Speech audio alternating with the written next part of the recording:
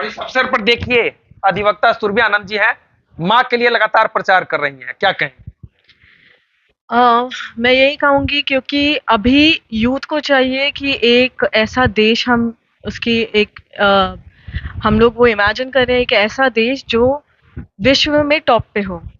और जैसे बहुत ब्रिटिशर्स से पहले के टाइम से ही भारत सबसे ऊंचे उसमें था, और भारत में भी बिहार सबसे आगे था।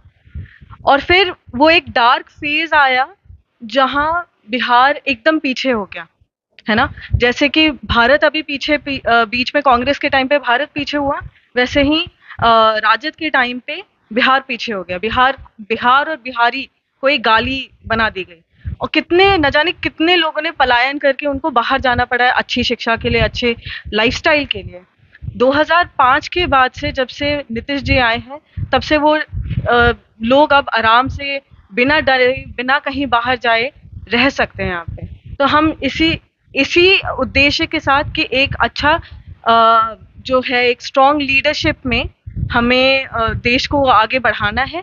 और इसी के लिए मुझे लगता है कि यहाँ जो मैं आज आई हूँ रीगा, मैं यहाँ पे कार्यकर्ता सम्मेलन में मैंने देखा कि सभी एकदम उत्साहित हैं।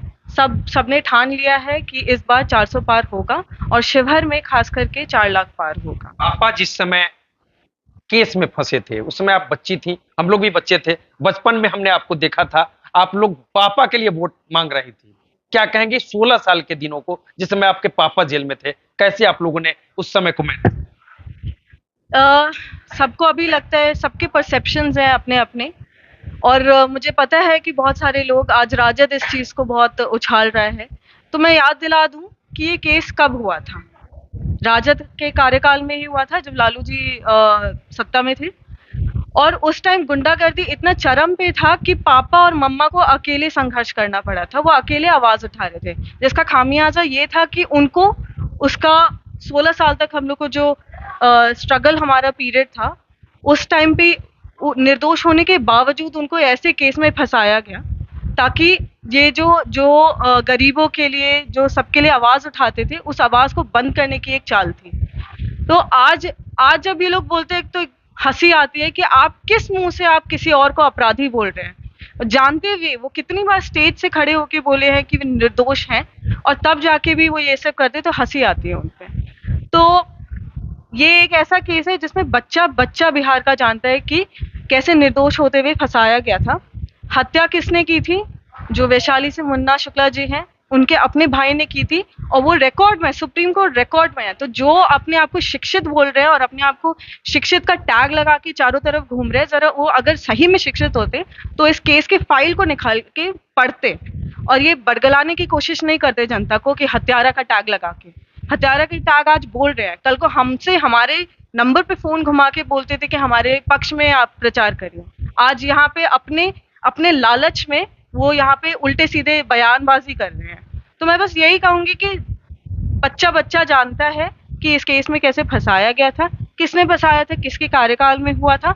आज जब पापा बाहर आए हैं, तो बेशक वही जो पहले जो लड़ाई थी हमारी गुंडा राज के खिलाफ, उसी को हम लोग वो कायम करेंगे, और यहाँ पे अपराध को पनपने नहीं देंगे। पिछले विधानसभा चुनाव के दौरान आप लोगों को स्टार प्रचारक बनाया गया था महागठबंधन की तरफ से, क्या कहेंगे?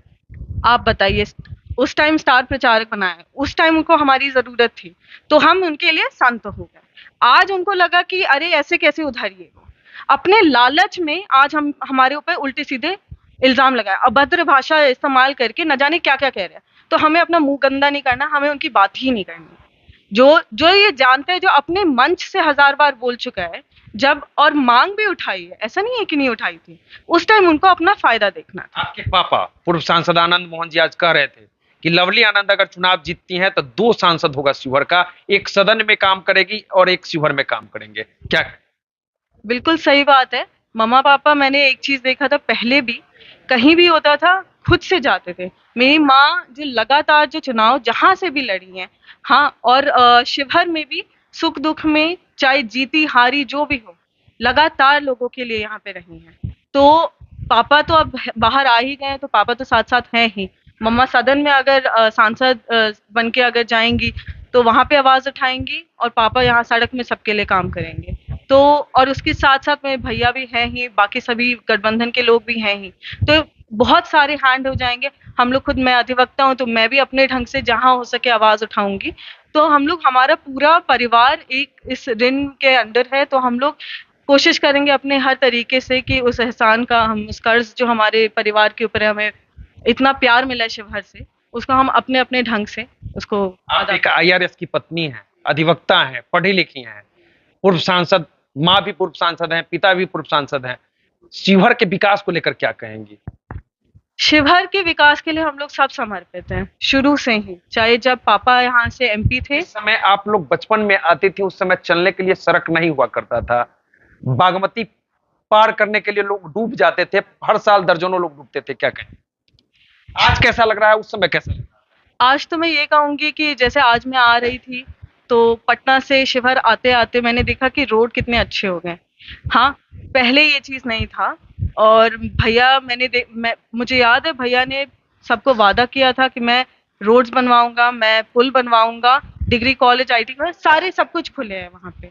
तो ये चीज अपने मेरे ख्याल से सिर्फ 3 ही साल हुआ है अभी तक, और 3 साल में इतना सारा काम किया है। तो हम आगे भी, हमें शिवहर को लेके हमारे जो सपने हैं, हम उसको साकार करने की पूरी कोशिश करेंगे। विकास, शिवहर को इतना विकसित बना देंगे कि बिहार में सबसे नंबर 1 पे शिवहर रहे। आप भी पढ़ी लिखी हैं, आईआरएस की पत्नी है, आपका लक्ष्य क्या है? भविष्य में लोकसभा, विधानसभा जाने का सपना देख रही हैं? जी नहीं, ऐसा कुछ नहीं है।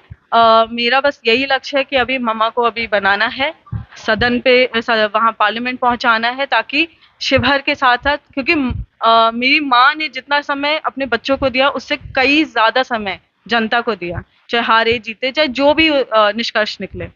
तो हमारा बस यही उद्देश्य है, मेरा यही उद्देश्य है कि मम्मा, मेरी माँ वहां से यहाँ से बने और पार्लियामेंट जाए, यहाँ के लोगों की आवाज उठाए, और हम लोग अपने ढंग से अधिवक्ता के रूप में, या फिर हमारे परिवार में सभी शिक्षित है, सभी अलग अलग फील्ड में है, अपने अपने रूप से हम लोग अपने अपने ढंग से जो हो सकेगा हम करेंगे। मेरा 14 साल आप लोगों का संघर्षमय जीवन रहा, जिस समय पढ़ने का उम्र होता है, मतलब जो समय कुछ करने का होता है, उस समय आप लोग संघर्ष कर रही थी, क्या कहें? वो बहुत ही मुश्किल की घड़ी थी हमारे लिए, लेकिन हमारे माँ बाप ने हमें इतनी ज्यादा कॉन्फिडेंस डाला था, और कभी भी अगर हमको लगता था कि क्या हो रहा है, क्या नहीं हो रहा है, क्या होगा, तो उस चीज को लग के कभी ज्यादा हमें सोचना नहीं पड़ा। मेरी माँ की जो संघर्ष है, पॉलिटिक्स से लेके, केस से लेके, हमारी उच्च शिक्षा, हर जगह, चाहे मैं, जब मैंने लॉ किया, या मेरे बड़े भाई, वो जो देश के सबसे अच्छे स्कूल और सबसे अच्छे कॉलेज में गए, मेरे छोटे भाई जो है वो लंदन से पढ़ाई करके आए, हम सबकी शिक्षा में कहीं कोई कमी नहीं आने दी, चाहे जैसे भी बन पड़े। और साथ ही साथ मम्मा ने लगातार जनता की सेवा में लगी रही। तो ये चीज हमें एक, हमारे दिमाग में एक लक्ष्य था कि हमें जिंदगी में अच्छा करना है। ये नहीं कि बस किताबें छोड़ दिए कि हाँ विरासत में मिल रहा है, अपना स्कूल जाओ ना करो, बोर्ड्स पास करना है, नहीं, स्कूल बीच में ही छोड़ दिए, वैसे बहुत सारे लोग किए हैं, सब जानते ही हैं। तो हमने किसी भी चीज को कभी भी ग्रांटेड में नहीं लिया है, कि हमें पता था अगर जनता का प्यार मिला है तो हमको भी उस पर खड़े उतरना है। ये नहीं कि बस विरासत में जो मिल गया उठा लिया, लड्डू समझ के खा लिया। अभी यहाँ पे क्या है, पार्टी अब चला रही है अपने पूरा बिहार को एक, हाँ, और वो उनका, वो पूरे एक ही परिवार में सारे सभी लोग सांसद और विधायक बन रहे हैं। हमारे में ऐसा नहीं है। हमने, हमारा लक्ष्य एकदम क्लियर था कि सब अपने अपने फील्ड में सब अच्छा करें। तो वो जरूर एक संघर्ष का समय था, पर हम बस बहुत खुश है कि वो समय बीत गया, अब हम आगे बढ़ रहे हैं। और अगर ये किसी को भी लगता है कि एक जो केस है उसको उल्टे सीधे ढंग से भुना के वो कर सकते हैं, तो मैं बता दूं कि वो बहुत ही गलत फहमी में है, क्योंकि बच्चा बच्चा जानता है कि बिहार में असल में उस टाइम क्या हुआ था। चलिए, इस वीडियो को हम यही समाप्त करते हैं। पूर्व सांसद लवली आनंद जी हैं, वहीं इनकी पुत्री अधिवक्ता सुरभि आनंद जी हैं, लगातार शिवहर क्षेत्र में कैंपेन कर रही हैं, संघर्ष के दिनों को भी बता दिए हैं इन्होंने, और शिवहर के विकास को लेकर कई चर्चा हुई है। रीगा चीनी मिल को लेकर इन्होंने बताया है कि हम लोग अगर सदन में पहुंचते हैं तो रीगा चीनी मिल चालू करने के लिए आवाज उठाएंगे। तो चलिए, इस वीडियो पर आपकी क्या प्रतिक्रिया है, कमेंट करके बता सकते हैं। देखते रहिए स्टार बिहार न्यूज़। बहुत बहुत धन्यवाद।